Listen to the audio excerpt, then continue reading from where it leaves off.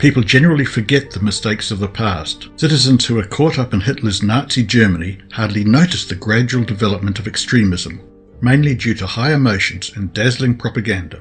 But history often repeats itself. Plastic coffins, detention centres, armoured checkpoints and armoured military vehicles for civil purposes are well-documented facts, and witnesses who have worked for the United States military claim stores of guillotines located in Fort Lewis military facility. The latest revelation of Obamacare sanctions death by guillotine, code ICD 9E978. However, Obama was only following the mandate of the World Health Organization, one of the specialized agencies under the United Nations. Is the United States government getting ready for a fascist quasi-dictatorship involving forced religion?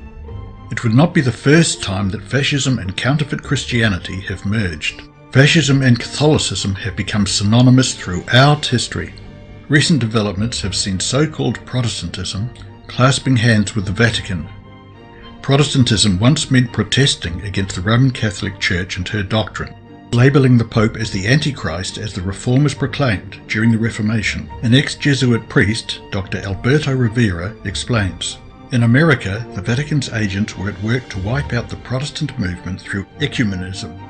The secret sign to be given to the Jesuits worldwide when this was accomplished by the Vatican was when a President of the United States took his oath of office facing an obelisk, four-sided pillar that resembled the Washington Monument and the one in St. Peter's Square in the Vatican. For the first time in history, the swearing-in ceremonies were moved to the west front of the Capitol, and President Reagan faced the Washington Monument on January the 20th, 1981. For those who are unfamiliar with the Jesuit order, it was the Catholic answer to counteract the Reformation sparked in 1517. Loyola Ignatius's formula for the formation of the Jesuits was approved by Pope Paul III in 1540. Napoleon Bonaparte had this to say about the Jesuit order: "The Jesuits are a military organization, not a religious order. Their chief is the general of an army, not the mere father abbot of a monastery. And the aim of this organization is power. Power in its most despotic exercise. Absolute power, universal power, power to control the world by the volition of a single man. Jesuitism is the most absolute of despotisms, and at the same time the greatest and most enormous of abuses. The general of the Jesuits insists on being master, sovereign, over the sovereign. Wherever the Jesuits are admitted, they will be masters, cost what it may. Their society is by nature dictatorial, and therefore it is the irreconcilable enemy of all constituted authority. Every act, every crime, however atrocious, is a meritorious work, if committed for the interest of the society of the Jesuits or by the order of the general. The Vatican has historically used civil powers in past ages as she does today. Kings, dictators, presidents and prime ministers bow and scrape to the most powerful and richest organization on the planet, because it is politically expedient to do so. The Roman Catholic Church is secretly tightening her grip on geopolitics and the autonomy of nations who are secretly serving the Pope. Pope John Paul II and President Reagan worked together, bringing about the collapse of the Soviet Union, with the first blow being the breaking down of the Berlin Wall. After years of the Vatican being accused of being un-American, the United States and the Holy See announced the establishment of diplomatic relations on January the 10th, 1984, under the Reagan administration. The Senate confirmed William A. Wilson as the first U.S. ambassador to the Holy See. The alliance between the United States and the Vatican benefited both political powers. The Cold War and Marxist atheism made the Vatican and the United States unlikely bed partners. As US presidents are well aware of the authority the Vatican wields, with just over 1.1 billion Catholics spread throughout the world, Jesuit educational facilities also spread and indoctrinate both Catholic and non-Catholic students with Jesuit maxims around the world, shaping the minds of future leaders so the Vatican is truly a force to be reckoned with. Some idea of the real estate and other forms of wealth controlled by the Catholic Church may be gathered by the remark of the New York Catholic Conference, namely that his church probably ranks second only to the United States government in total annual purchase. Another statement, made by a nationally syndicated Catholic priest, is perhaps even more telling. The Catholic Church, he said, must be the biggest corporation in the United States. We have a branch office in every neighbourhood. Our assets and real estate holdings must exceed those of Standard Oil, AT&T and US Steel combined. And our roster of dues-paying members must be second only to the tax rolls of the United States government. Avro Manhattan. The Central Intelligence Agency was the creation of Roman Catholic Knights of Malta member Alan Dulles. In recent years, CIA NSA directors have been Catholic Jesuit-educated men. Historically, the confessional was the biggest intelligence-gathering machine of the Vatican. But now electronic surveillance has superseded the confessional as the single most effective tool of modern times, giving the edge on business, politics and religion. A Catholic has first duty to the Pope before loyalty to a king, queen or country.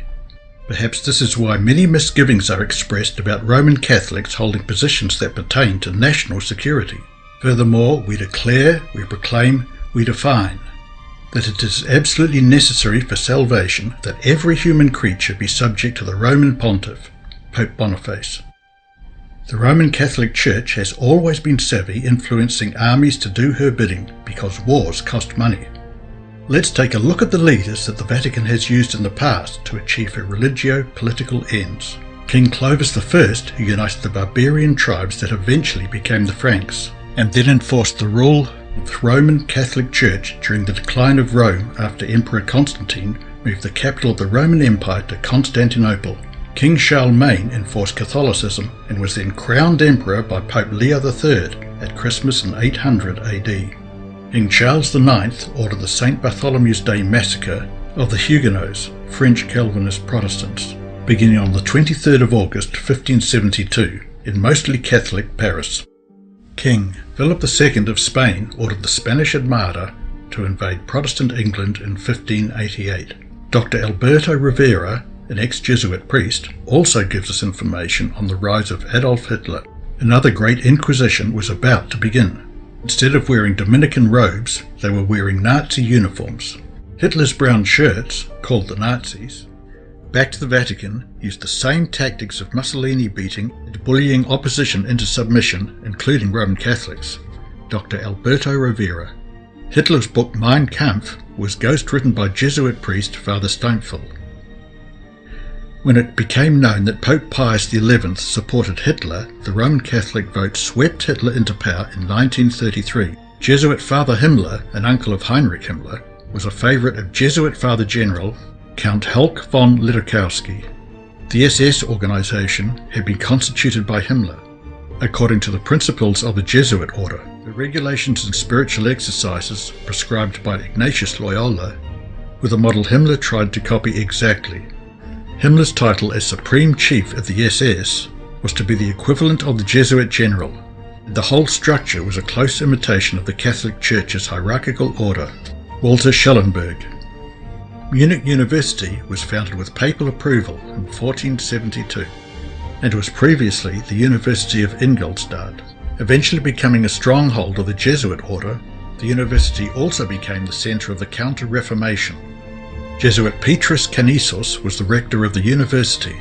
Both Adam Weishaupt, the founder of the Illuminati, and Pope Benedict XVI were educated here.